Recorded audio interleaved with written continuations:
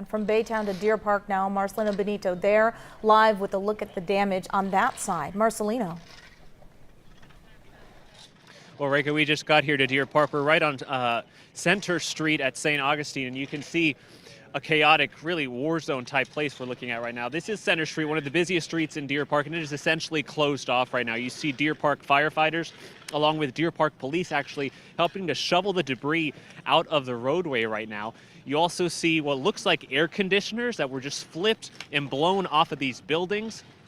The building right there to our right, you can see windows were blown out, siding that ripped off during this tornado that came through here. And the work is going to be extensive. Rocks, pieces of debris littered all over this roadway. Right now, their focus, I'm told, is to get this roadway opened up. But that's going to be problematic because of this power line that you see here. If we flip the camera around, Brad, let me show you this power line. The power line hasn't fallen down, but you can see it's hanging real low. No cars could safely get through this street at this point.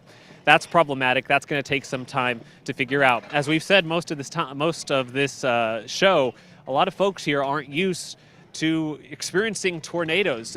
This type of cleanup is not something they're used to doing around here, and that's what they're facing right now.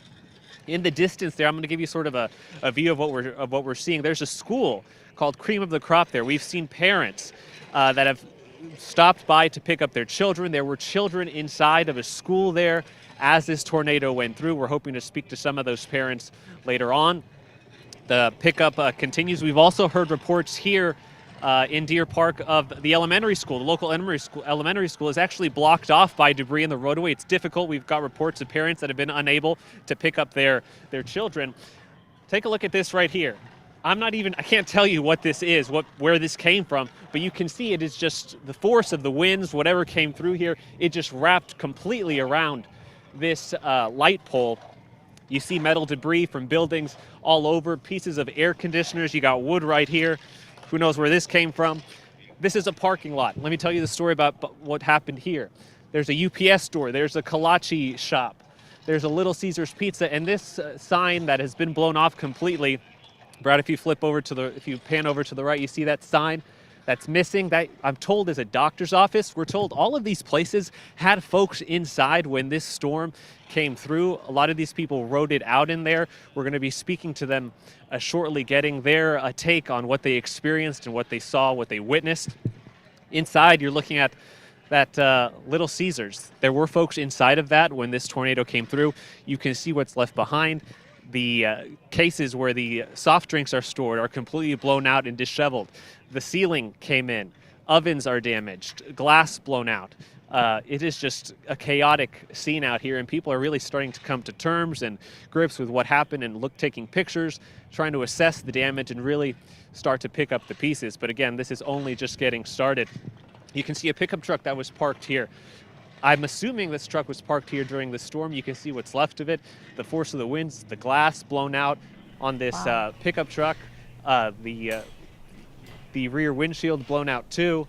It is just a complete and utter chaotic scene out here. The worst damage by far, we're told, by law enforcement in the Deer Park area. The good news to report, though, to you at this point, we're told preliminarily there were no injuries. When you look at this damage, that is really a miracle, to be honest, to hear that there are no injuries with the extent of the damage that we're seeing. We hope to talk to some more folks out here, bring you their stories throughout the afternoon, but you can see the mess that this tornado left behind, and the cleanup only just getting started for these folks. Guys? Yeah. Marcelino, I'd be curious to see if you could get one of those parents. We saw a person bringing a child out. I can't imagine how scared and nervous they were to have their kids at school.